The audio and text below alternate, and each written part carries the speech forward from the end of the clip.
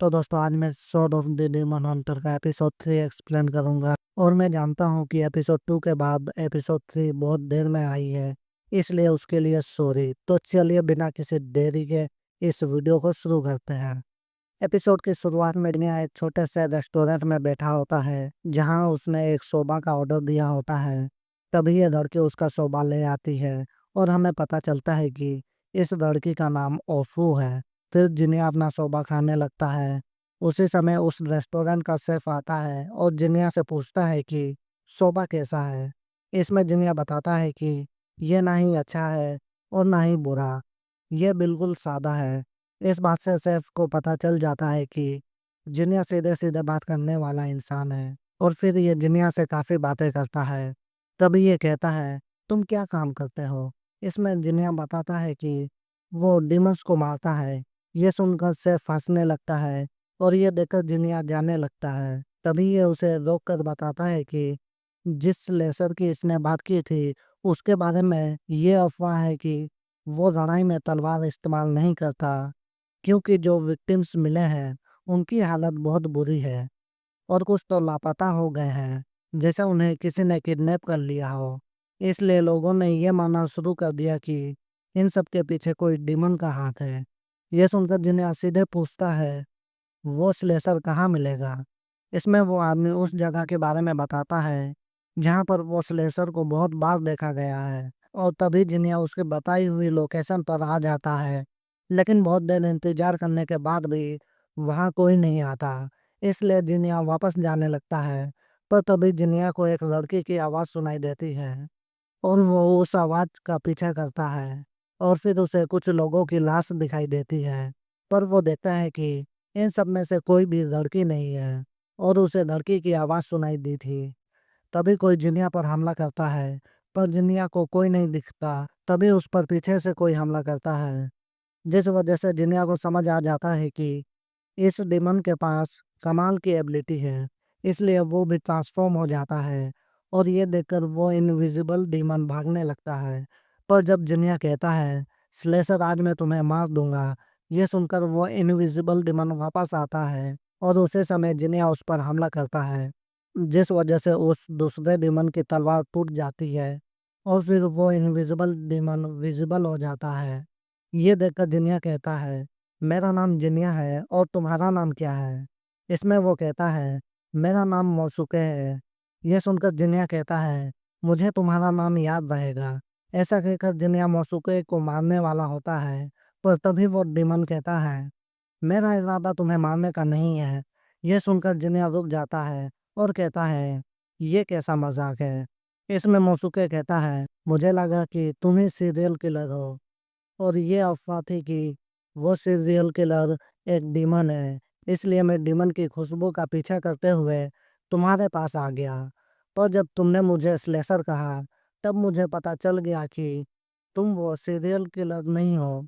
ये सुनकर जिनिया कहता है, तुम एक डीमन होकर कातिलों को क्यों मार रहे हो। इसमें मोसुके कहता है कि उन्हें दूसरी जगह चलना चाहिए जहाँ कोई भी इनकी बातें ना सुने।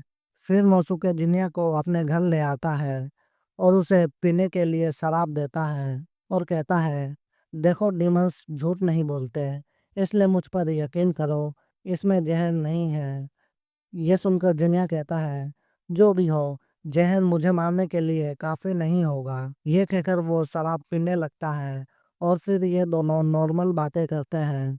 तभी जिनिया सीधे पॉइंट पर आता है और पूछता है कि तुम क्यों उस लेसर को मारना चाहते हो। इसमें मौसुके कहता है, बदले की वजह से। तभी हमें पता चलता है कि वो स्लेशर बस आदमियों को मारता है और लड़कियों को अगवा करता है। इसमें जिनिया पूछता है कि उसे इस बात पर इतना यकीन क्यों है। तभी मौसुके कहता है, 1 महीने पहले उसने मेरी वाइफ को ले लिया और जब 10 दिन पहले उसकी बॉडी रिवर में मिली, तब मुझे ऑफिसर से पता चला कि उसका बहुत गंदे तरीके से रेप हुआ है। मेरी वाइफ बहुत अच्छी थी, सबके साथ मिलजुल कर रहती थी और मेरे एक डीमन होने के बावजूद उसने मुझसे प्यार किया। इसलिए मैं ये कह सकता हूँ कि वो इतनी गंदी मौत की हकदार नहीं थी और इसलिए अब मैं उस लेसर को अपने हाथों से मारूंगा। इसमें जिनिया कहता है, ऐसा नहीं हो सकता, क्योंकि डिमंस को मारना मेरा काम है। यह सुनकर मोसुके कहता है, ठीक है फिर, हम मिलकर उस स्लेशर को ढूंढेंगे और जो भी जानकारी मिलेगी वो हम आपस में बांटेंगे। और मुझे यकीन है कि जब वो स्लेशर मिलेगा तब तुम मुझे उसे मारने दोगे।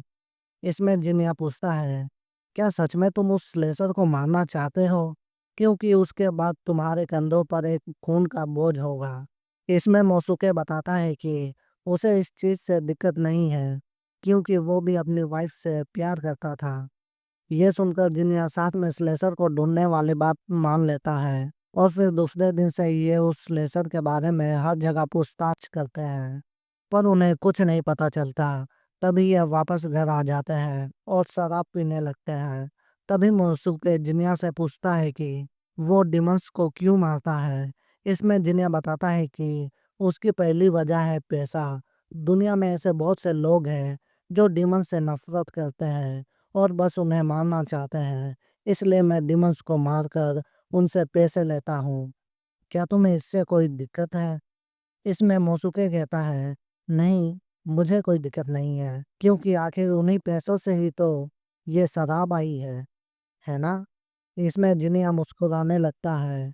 तभी मोसुके जिनिया से दूसरी वजह के बारे में पूछता है, जिसकी वजह से वो डिमंस को मारता है। तभी जिनिया बताता है कि वो जिस लड़की से प्यार करता था उसे एक डीमन ने मार दिया। इसलिए वो उस डीमन को नफरत करने से खुद को नहीं रोक सकता, पर फिर भी उसे ताकतवर बनना है ताकि वो एक डीमन को रोक सके। ये सुनकर मोसुके हैरान हो जाता है, क्योंकि जिनिया किसी डीमन को मारने की नहीं बल्कि उसे बस रोकने की बात कर रहा है। तभी जिनिया कहता है, मैं उतना भी अच्छा नहीं हूँ जितना तुम सोचते हो, क्योंकि मैं तो बस अपनी बहन से ही बेकार की नफरत करता हूँ। तभी सीन शिफ्ट होता है। जिनिया सुबह खाने आया होता है। तभी ओफू पूछती है, क्या तुम्हें वो स्लेशर मिला? इसमें जिनिया कहता है, माफ करना, पर मुझे ये याद नहीं है कि मैंने उस स्लेशर को ढूंढने की कभी बात की थी। इसमें ओफू कहती है, तुमने ये पहले ही बता दिया था जब तुमने कहा था कि तुम्हारा काम डिमस को मारना है, इसलिए स्लेशर को ढूंढने का काम तुम्हारे काम का हिस्सा है।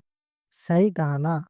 ये सुनकर जिनिया कह देता है कि काम ज्यादा अच्छा नहीं चल रहा।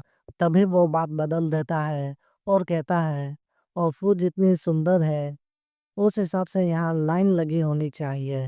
ये सुनकर ओफू के डैड बहुत खुश हो जाते हैं और फिर वो जिनिया से इस बारे में और बातें करते हैं, पर ओफू उन्हें रोक देती है और उन्हें समझाती है कि एक दिन वो विदा हो जाएगी, पर उसे कुछ दिन और बिताने हैं अपने डैड के साथ। तभी सीन शिफ्ट होता है और इन्हें आज भी उस लेसर के बारे में कुछ पता नहीं चलता। तभी वो दोनों ओफू को देखते हैं और फिर उसके पास जाते हैं, पर मोसुके खुद को छुपा लेता है ताकि अगर वो स्लेशर ओफू को पकड़ने आए तो ये उसे रोक सके। और इसलिए वो जिनिया से कहता है, इसे घर पर पहुंचा दो ताकि उसे कुछ ना हो। पर जिनिया ओफू से चेरी ब्लॉसम के बारे में बातें करने लगता है और जब चेरी ब्लॉसम की बात खत्म होती है, जिनिया कहता है, चलो मैं तुम्हें घर तक छोड़ देता हूँ। और तभी ये एपिसोड खत्म होता है। अगर पसंद आया हो तो लाइक, कमेंट और सब्सक्राइब करना ना भूलें। और अगले वीडियो तक के लिए सायोनारा।